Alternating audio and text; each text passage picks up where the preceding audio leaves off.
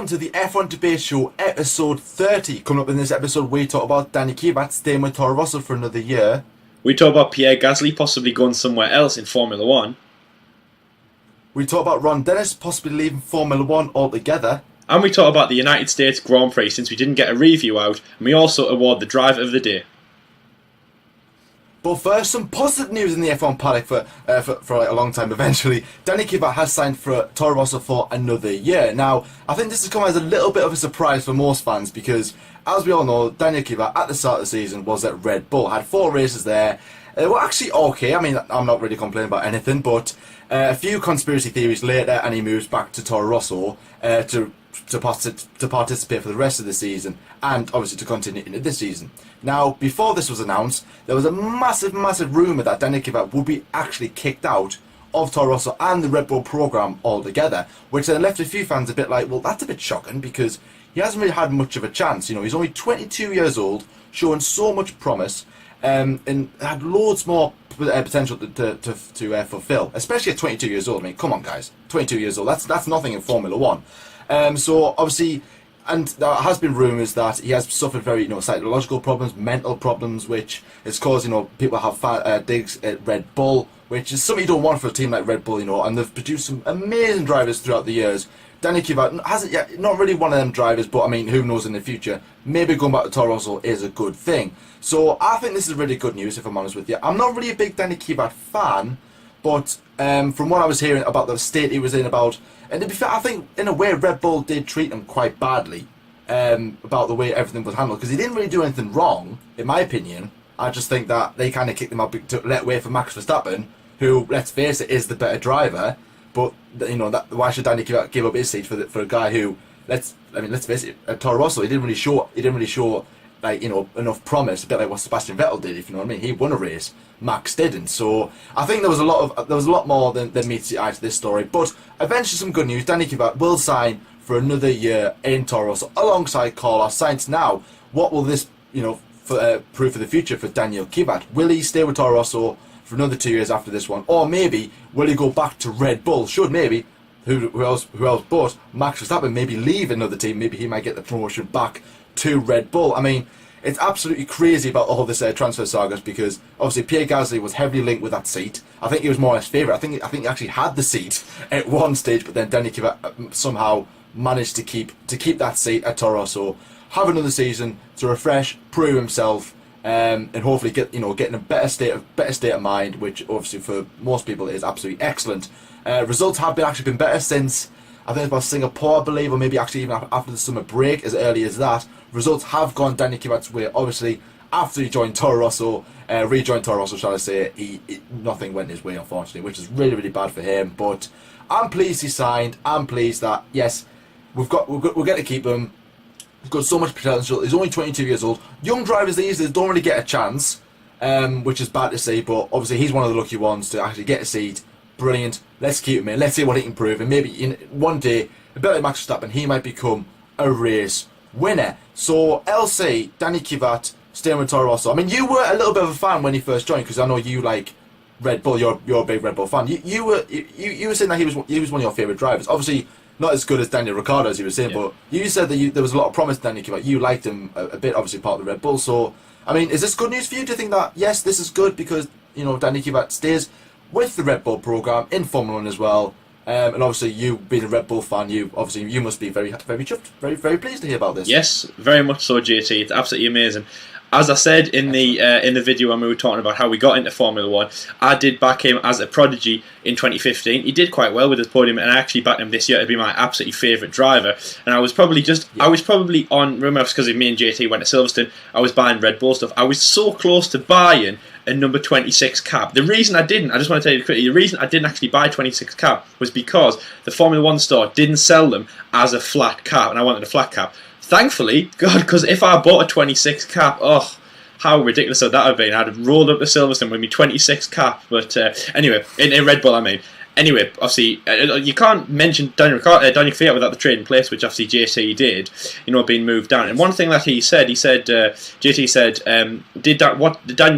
Daniil Kyat didn't do anything wrong. And I was going to say he did something right. And the biggest thing was he won Driver of the Day award in China, which was amazing. So obviously, we were probably the only ones who believed in him. Obviously, getting on the podium, even though he had that collision with Sebastian Vettel and Kimi Raikkonen, but that doesn't matter. He won Driver of the Day award, and he was showing good promise. It was only a little bit of a thing, and as JT said as well, Max Verstappen, he didn't really perform too well at Torro Rosso, but these have happened. It happened a few months ago, and obviously since then, Max Verstappen, many podiums, race wins, so he deserves that. So we'll close that book for now in the trading place saga.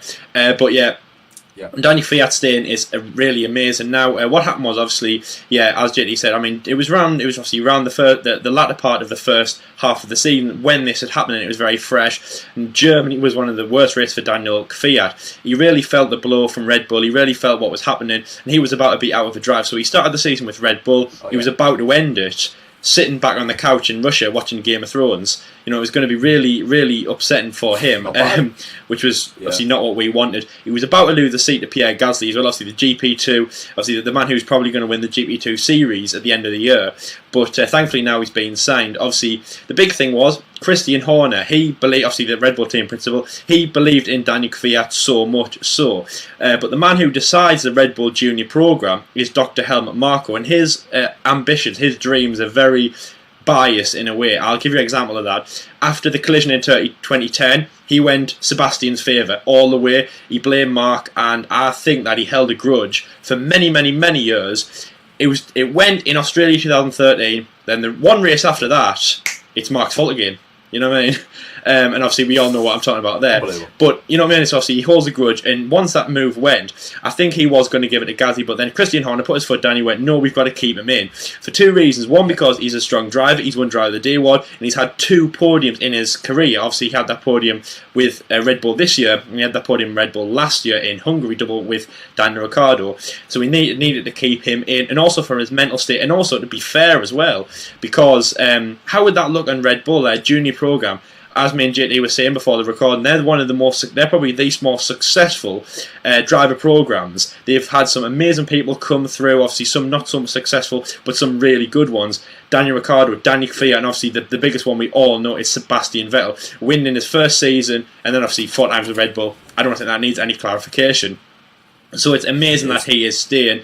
Daniil Kyat, it really is good. The chance of him getting promoted back to Red Bull, I don't really know. He's 22. That's like middle age in Formula 1 now compared to all the young ones that are coming through. It's young enough. I think it's young enough for him to come back into Red Bull. It might happen. I don't know. But by the time he's probably filled his potential, someone else probably Pierre Gasly probably came in, went to Red Bull, won the championship. And that's my seat. And are Red Bull going to be like Ferrari and have a third driver? Because literally, Ferrari, I think they're the only team I know of who have a third place driver, like just standing there in the paddock.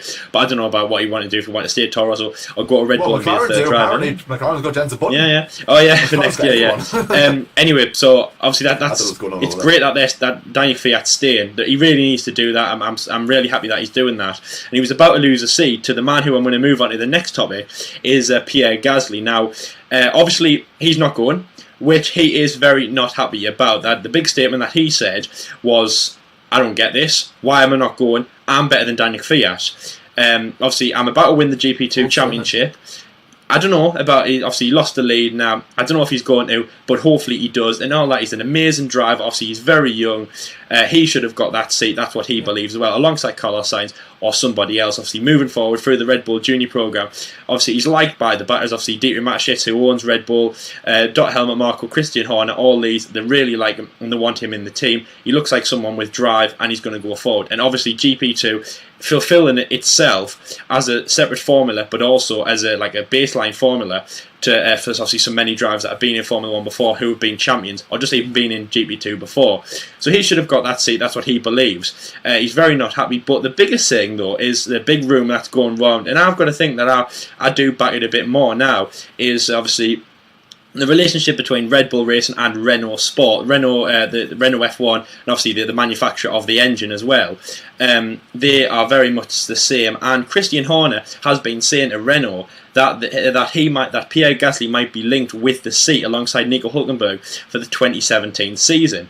So Pierre Gasly might be going forward into Formula One, but with a team that wasn't on the table before. It's a bit like Nico Hülkenberg just did a stupid, rushed option. That's what Pierre Gasly might be doing. Now, obviously, drivers don't have to go from their junior programs to something else. Obviously, we've seen drivers before do that, where they've gone, and done stupid decisions like that. So not stupid decisions, but like not what they're supposed to do. And if you're in the Red Bull junior program, doesn't mean you have to go from, a Red Bull supported Formula team, like obviously Dan's in GP2, then go to Torro Rosso, the sister team in Formula One, and then obviously the big team Red Bull Racing. You don't have to do that, but he might be going to Renault. Again, that might open the decision up to what he might do later on, but that might be a possibility that he might be partnering Nico Hülkenberg next year. Obviously, it doesn't matter if he wins the GP2 season or not. That is an option.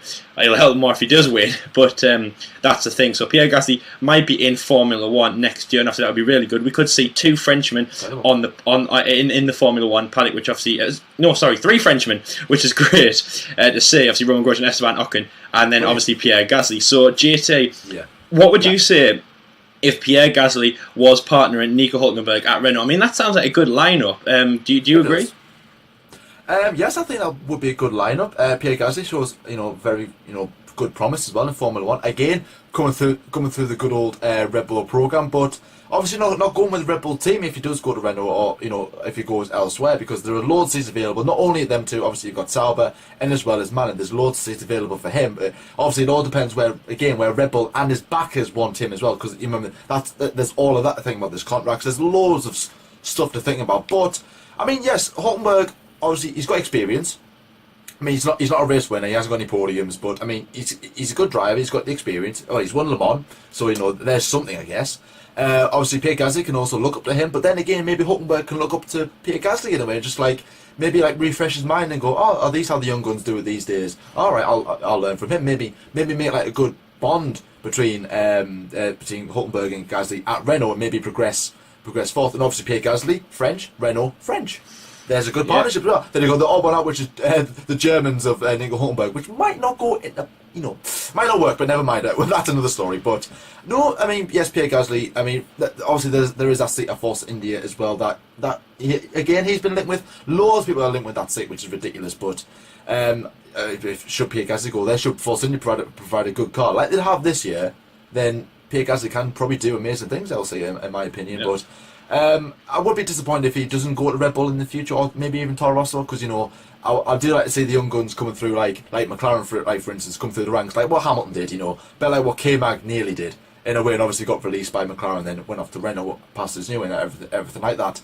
And then Ferrari just don't even use their drivers, so what's the point in talking about them? But anyways, on the link of McLaren, anyway, which is going to be our next topic. Now, this season has just been thrown about left, right, and centre, of loads of bizarre rumours and everything. Obviously, you have just as before, Daniil Kyat leaving Red Bull to go to Torro Rosso. Max Verstappen heading the other way. Obviously, Hülkenberg randomly just leaving McLaren.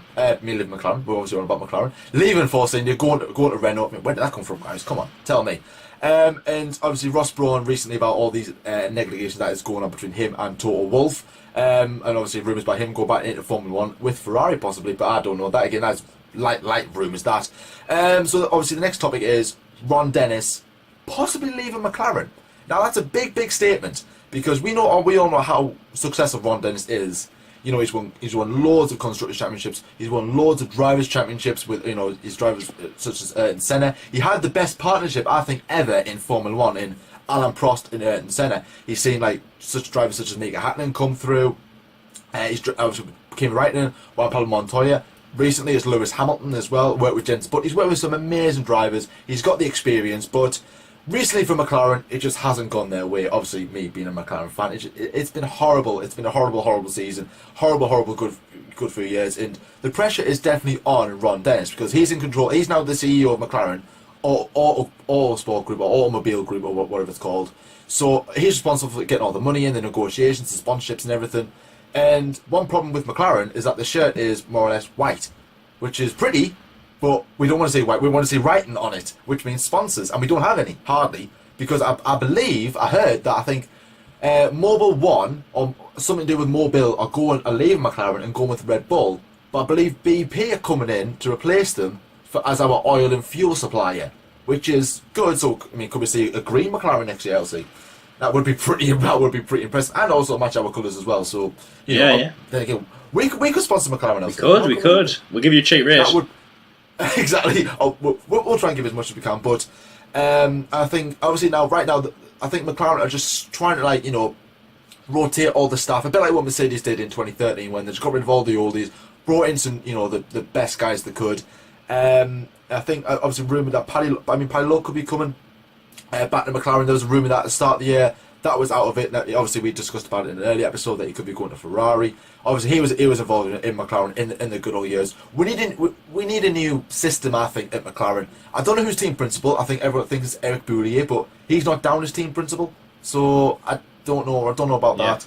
Everyone said Ron Dennis is. Obviously, got rid of Martin Whitmarsh at the start of 2014 season. So it's all a big mess at McLaren. Obviously, the car as well just not performing. So obviously the pressure is on Ron Dennis, and he's linked to move away to get someone else in. Now I don't know who is exactly linked with that move. Ross Brawn was, but I think he's actually denied them rumours, I believe, or someone has dismissed or said that it's going to be unlikely. So I don't know who would fill in that vacant role, but if it is going to be someone, it has to be someone who knows what they're doing, who can be convincing, but also be like a little bit like Ron Dennis, because Ron Dennis is one of the good guys in Formula 1. He's one of the best, knowledge people in Formula 1 when it comes to business mind. He's won all sorts. We need someone like that in.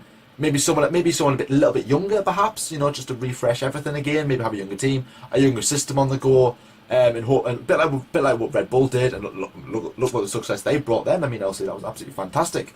So Ron Dennis, big figure in Formula 1, could be leaving. Not only McLaren, but Formula 1 altogether. That would be a very, very bad sight to see, LC. So, what's your take? What do you want to tell the people of the F1 debate show? What your opinion is about this catastrophe, in my opinion? Well, it is. It really is bad. Obviously, Ron Dennis is McLaren. Just through and through. He has seen them through thick and thin. It's absolutely amazing what he's done. But obviously, it's a shame that he is looking at leaving. I don't know why. I don't know if it is the fame. Or maybe just because you're getting too old, or you can't hack it. Maybe he just wanted to work with Jensen, yeah. But obviously times are changing. Does he really want to be there? Obviously, he has been for a long time, and he has been through a very struggle. Obviously, they've had it a long time, obviously since 2012, and it's coming up obviously to Brazil, which was 4 years since obviously they had their last win in Formula 1. I know it's bad when you say it like that, isn't it? So yeah, 4 years next race. So it's pretty bad.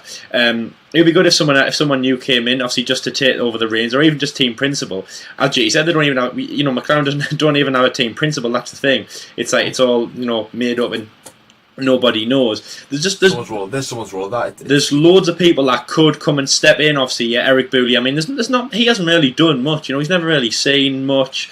I'll tell you who the big person is. Who went in? I think it was 2014 with Fernando Alonso, or 2015 with Fernando Alonso. Andrea Stella. And I've never seen anything of him. Even though I just remember, I think the only thing I've ever seen from him, I think I just saw a picture of him sitting on the pit wall in something like Australia, and that was it.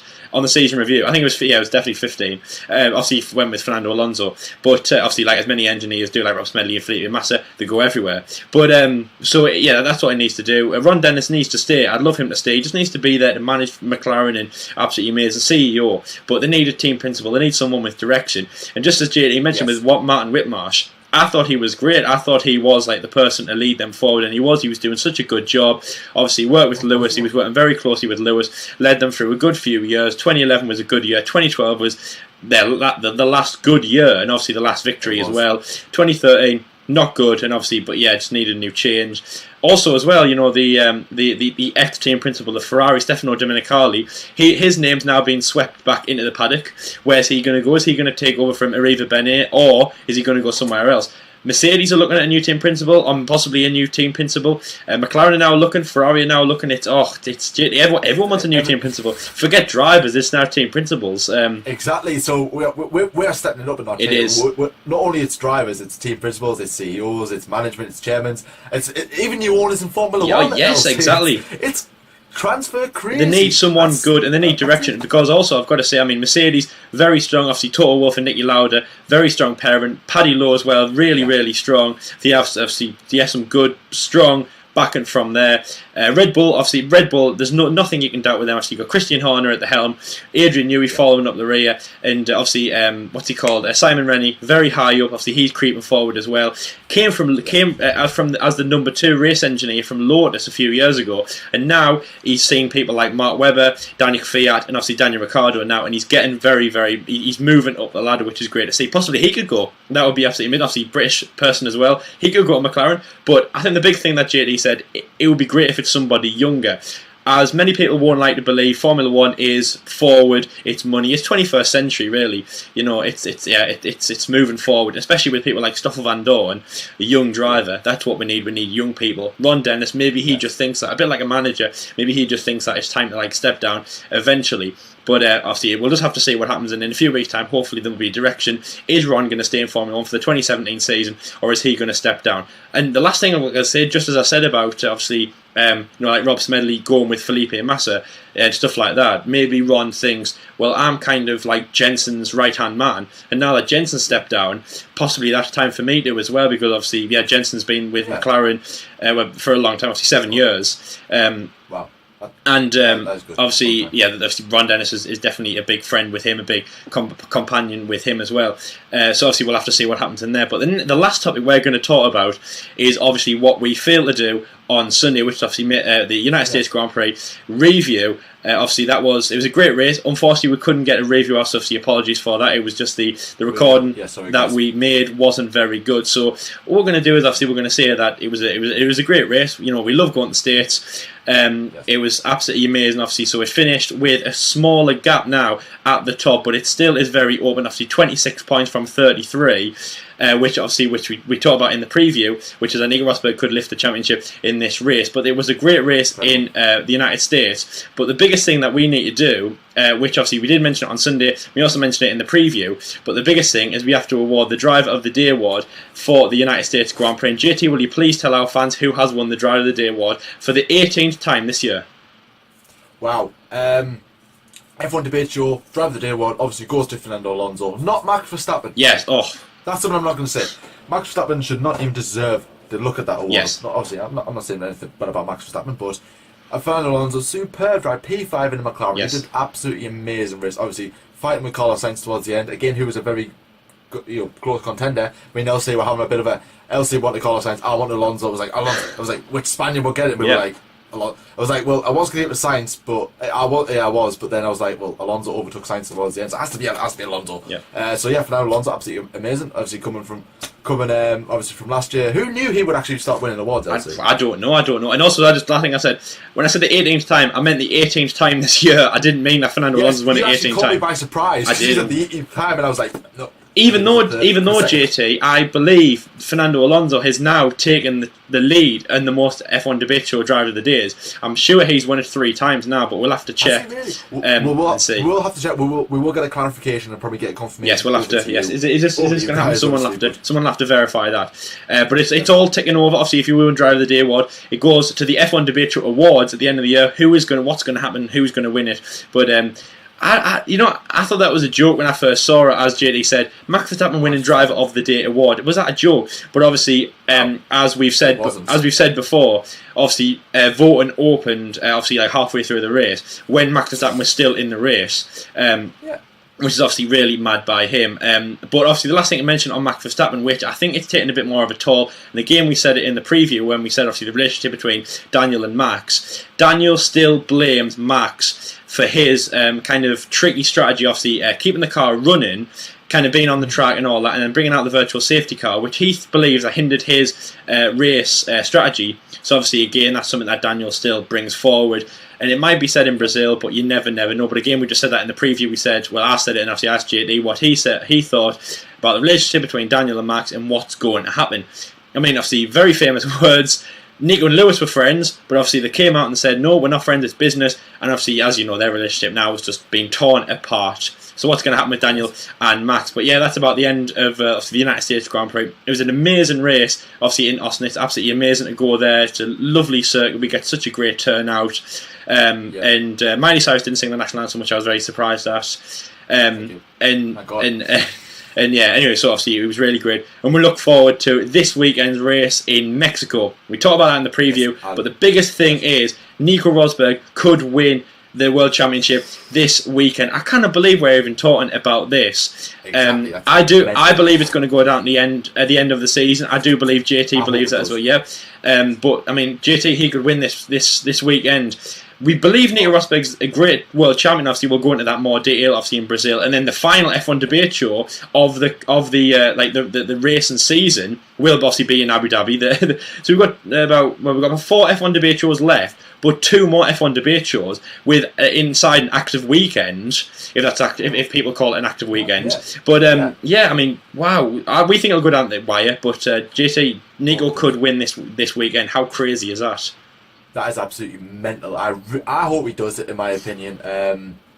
But I really do hope that it does go down to the wire. I think it will. I don't think it will.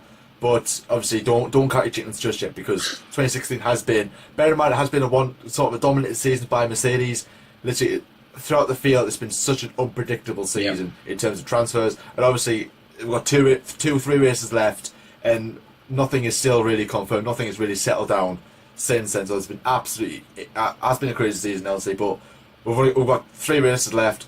So much more can happen in them races. But anyway, guys, we're going to wrap up this episode. Thank you very much for watching indeed. Don't forget to like and subscribe as well, and also happy Halloween as well. Yeah, happy Halloween. Obviously you probably think to yourself, well, hang on, you two, it's Halloween and you haven't dressed up. Well, we think that we're scary enough. So you've got to deal with it. No. Last thing, JT, you have dressed up. You are wearing a scary team. I haven't. You are wearing a scary team. Oh dear. That is the worst team. Shall I do my shirt change? No, that didn't work. Yeah. Never mind. I'm no magician. But that's what Sebastian Vettel's wearing for his Halloween. He's wearing a blue flag with a big seagull on the front. There'll be loads of kids around his house, which just blue flags everywhere. You'll be dreaming about blue flags. Oh, nightmare. Mrs. Vettel will be like, "Oh, calm down." I might go to Heppenheim and just wear a blue flag. Just hold a big one outside of his door. That'd be amazing. That. Trick or treat, Mr. Vettel. Instead of the normal trick, which is to throw eggs at the door, they just show a big blue flag. Throw blue flags. No. with a big seagull on the front. And with Mark Webber's face. That's good. It's a big statue of Mark Webber. Outside his house. Hello. Multi 21 7. Multi 21. Anyways, guys, we are going to wrap this episode eventually, but thank you very much for watching, guys. Don't forget to like and subscribe as well. Don't forget to stay tuned with us throughout the rest of the F1 season, and also preview into next season as well in the future. Thank you very much for watching, guys, and we'll see you later. Yep, see you guys.